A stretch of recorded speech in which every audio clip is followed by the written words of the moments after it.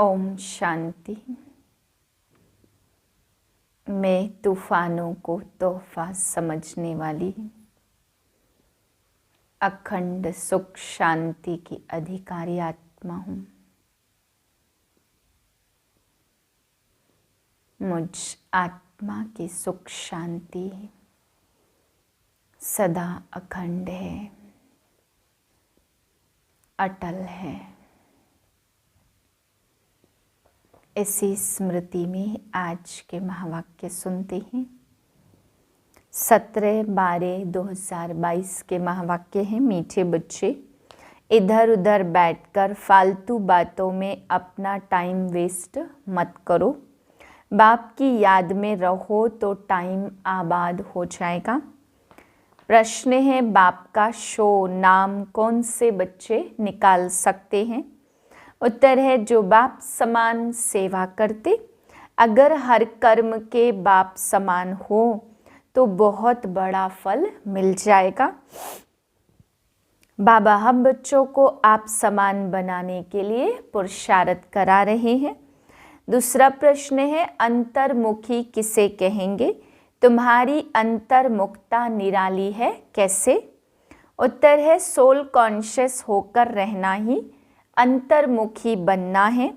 अंदर जो आत्मा है उनको सब कुछ बाप से ही सुनना है। एक बाप से ही बुद्धि योग रख गुणवान बनना है। यही है निराली अंतर्मुखता। गीत है ओम नमो शिवाय, ओम शांति।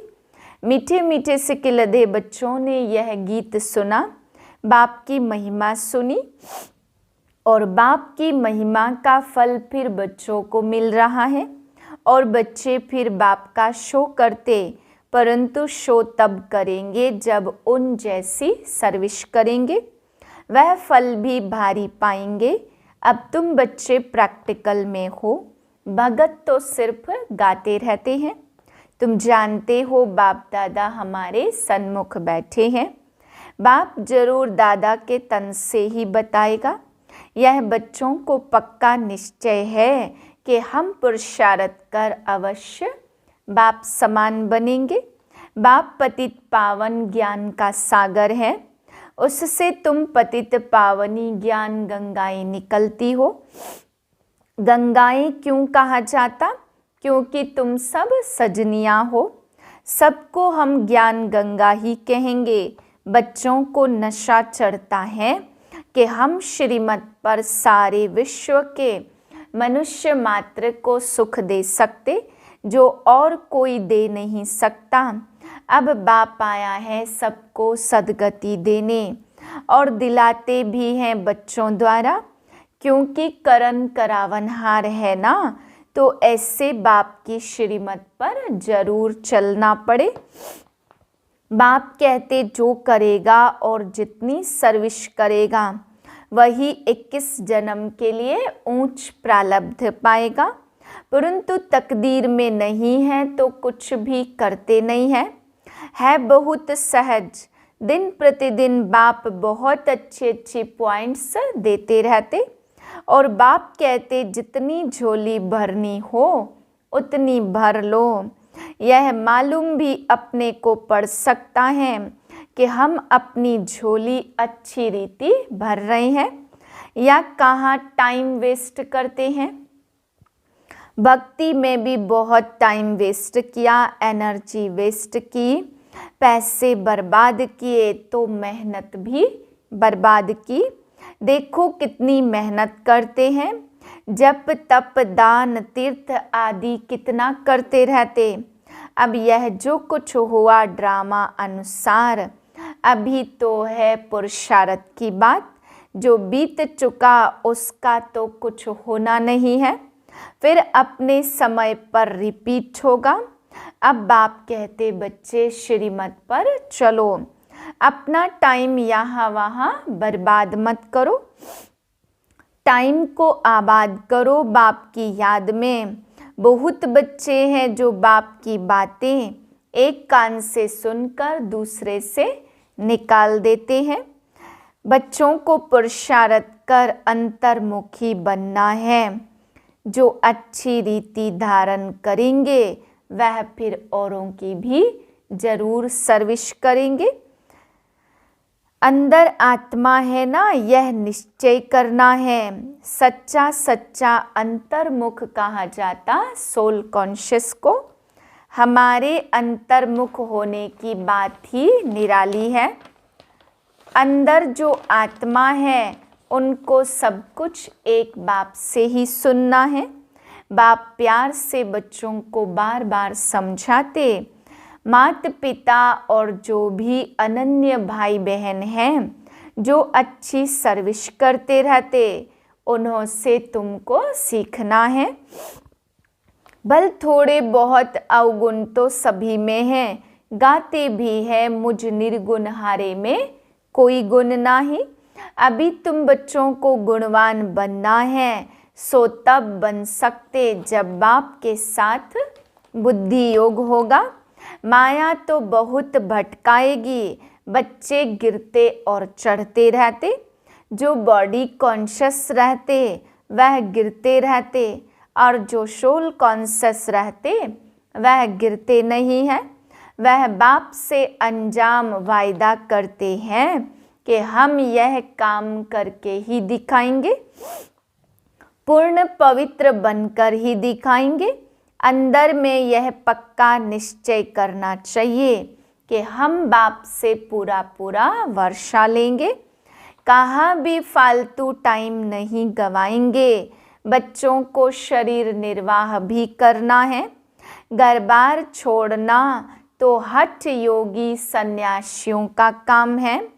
तुमको तो अपनी रचना की भी पूरी देखरेख करनी है, और दिल में यह निश्चय रखना है कि इन आँखों से हम जो देखते हैं वह सब विनाश हो जाने वाला है।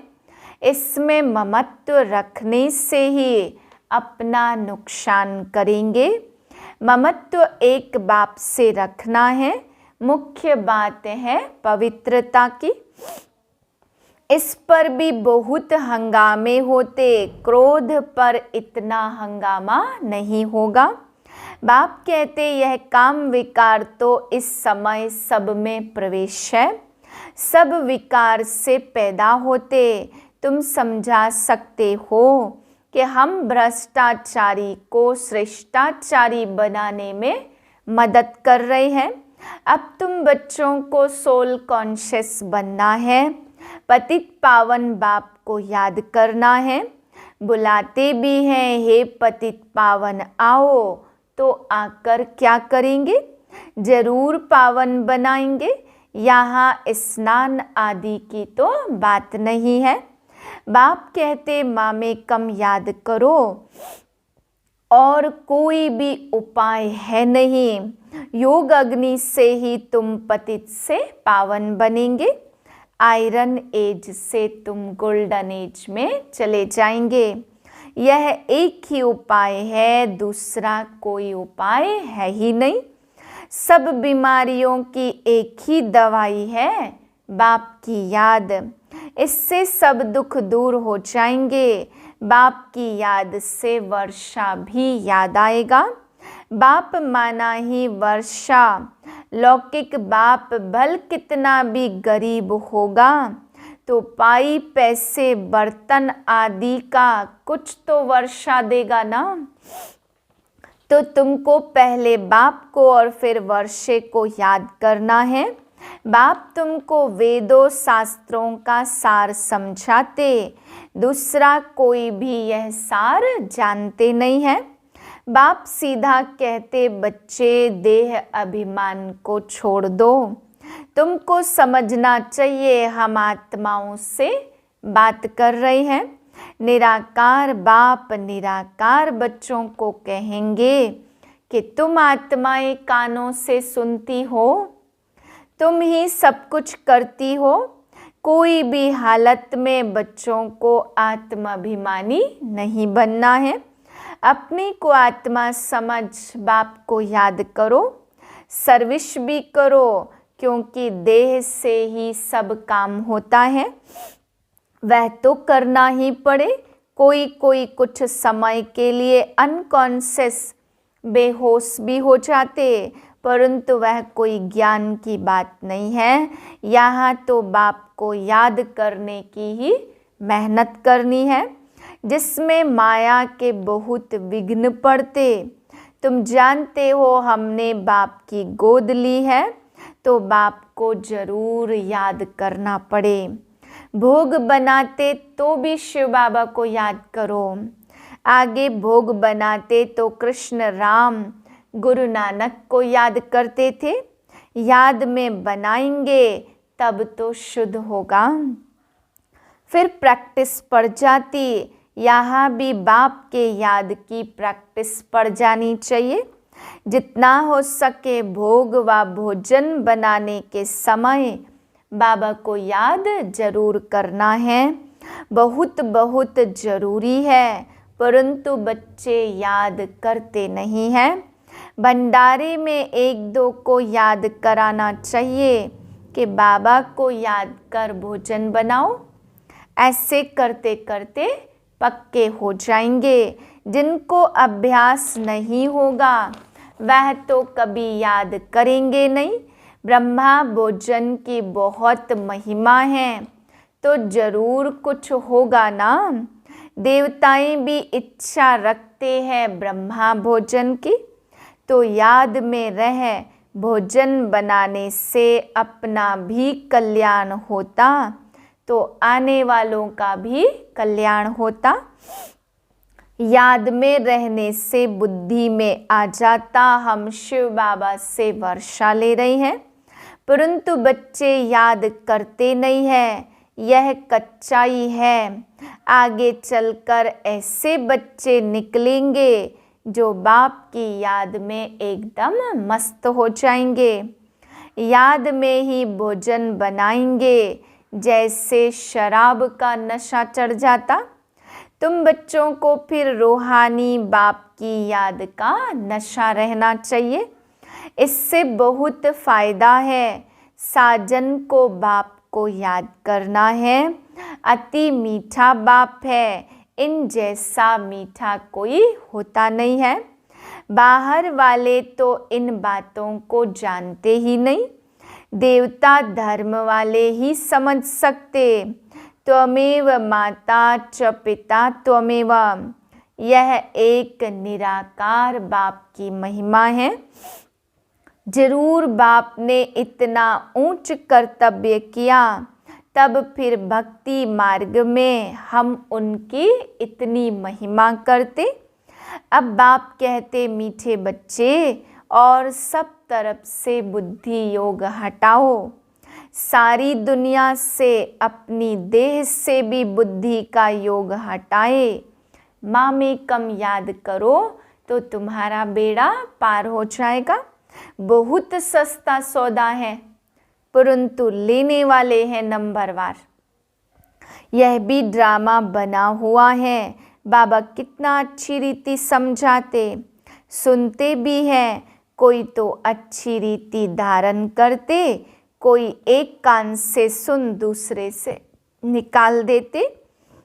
यहाँ सम्मुख सुनने से बच्चे रिफ्रेश होते और फिर बाहर जाने से भूल जाते। कुछ भी याद नहीं रहता। कोई तो अच्छी रीति रिपीट भी करेंगे। जो बाबा ने समझाया वह प्रैक्टिकल में करेंगे। सवेरे उठकर तुम बाबा की याद में भोजन बनाएंगे तो भोजन में ताकत रहेगी। इतना तुम बच्चों को नशा रहना चाहिए। सारे मनुष्य कुल का उद्धार करना है। मनुष्य कुल की ही बात है, ऐसे नहीं जानवर आदि का उद्धार करेंगे। उनका ड्रामा में पार्ट ही यह है, जैसा मनुष्य वैसा फर्नीचर। सतयुग में कीचड़ पट्टी होती नहीं है। तुम्हारे लिए कितने वैभव हैं। वहाँ पंछी, जानवर आदि सब रॉयल होते हैं। जैसा मनुष्य वैसी उनकी सामग्री। गरीब की सामग्री क्या होगी और साहूकार की सामग्री कितनी रॉयल होगी। तुम बच्चे जानते हो बाबा हमको बहुत ऊंची कमाई करा रहे हैं, फिर जितना जो करे पढ़ाई एक ही है, पद हर एक नंबरवार पाते हैं। राजा रानी प्रजा साहूकार के नौकर चाकर और गरीब के नौकर चाकर सब होते हैं। बुद्धि में है कि हम अपनी राजधानी योग बल से स्थापन कर रहे हैं। हथियारों आदि की यहाँ बात नहीं है, यह है अभी की बात। योग बल से तुम राजाई पाते हो। इस समय तुम ब्राह्मणिया शक्तियाँ हो। सतयुग में देवियों को हथियार आदि हो नहीं सकते। यह है अभी की बात। ज्ञान तलवार, ज्ञान खड्ग, वह फिर सब स्थूल रूप में ले गए हैं। अब तुम्हारी सूरत और सीरत दोनों बदलती है। काले से गोरे बनते हो, सर्वगुण संपन्न और 16 कला संपूर्ण बनते। परंतु जितना जो पुरुषार्थ करेंगे इसमें झूठ तो चल न सके। अगर अंदर कुछ काला भरा हुआ होगा तो बाहर भी काला ही दिखाई पड़ेगा। बाबा कहते बच्चे तुम ऐसे मीठे बनो जो सब समझे इनको बनाने वाला कौन है। तुम्हारी बुद्धि में सारे सृष्टि के आदि मध्य अंत की नॉलेज है। इस चक्र को जानने से ही तुम चक्रवर्ती राजा बन जाएंगे। बोर्ड लगा दो कि रचता है बाप, वही सारी नॉलेज देते हैं। तुम हो ब्राह्मण, तुम्हारी जात ही न्यारी है। तुम ब्रह्मा मुख वंशावली ब्राह्मणों को ही बाप नॉलेज सुना रहे हैं। तो शिव बाबा के साथ तुम्हारा कितना लव होना चाहिए। परंतु अच्छे अच्छे फर्स्ट क्लास बच्चे योग में फेल हो पड़ते। ज्ञान तो बड़ा सहज है, मुरली भी अच्छी चलाते, परंतु योग में है मेहनत। याद से विकर्म विनाश करना, यह है मेहनत। बस इसमें बहुत फेल होते। भगवानुवाच तुमको मनुष्य से देवता और पतित से पावन बनाने आया हूँ। ज्ञान से ही सद्गति होती है, तो ज्ञान सागर को जरूर नॉलेज देना पड़े। बाकी पानी का सागर व नदियाँ थोड़े पावन बन सकती हैं। अभी तुम बच्चे समझते हो हम अपने लिए राजधानी स्थापन कर रहे हैं, आत्माभिमानी बन रहे हैं। हम बाबा से नॉलेज का वर्षा लेकर विश्व का मालिक बन जाएंगे। कहाँ उन्हों की बुद्धि और कहाँ तुम्हारी बुद्धि। वह सब विनाश के लिए काम करते और तुम स्थापना के लिए करते हो। यह बातें भूलनी नहीं चाहिए। परंतु जिनकी तकदीर में नहीं है तो धारणा करते ही नहीं। पुरुषार्थ करना चाहिए ऊंच पद पाने के लिए। हम पास होकर ऊंच नंबर लेवें। वंडर है ना, बहुत प्यार से समझाते हैं। बच्चे मुझे याद करो, हड्डी याद करना है। बाप फिर से आया हुआ है। हम जरूर बाप की मत पर चलकर पूरा वर्षा लेंगे। बाबा हम आपको जान गए हैं, बाबा को देखा भी नहीं, घर बैठे भी टचिंग हो जाती है। कोई को थोड़ा सुनने से भी नशा चढ़ जाता, तकदीर भी साथ देती। कोई फिर संग दोष में आकर पढ़ाई छोड़ देते हैं। रावण मत वाले अलग हैं और ईश्वरीय मत वाले अलग हैं। तुम बच्चे जानते हो कैसे राजाई स्थापन हो रही है योग बल से। बाहुबल अनेक प्रकार का है, योग बल एक ही प्रकार का है। अच्छा, मीठे मीठे सिकिलधे बच्चों प्रति माता पिता बाप दादा का याद प्यार और गुड मॉर्निंग।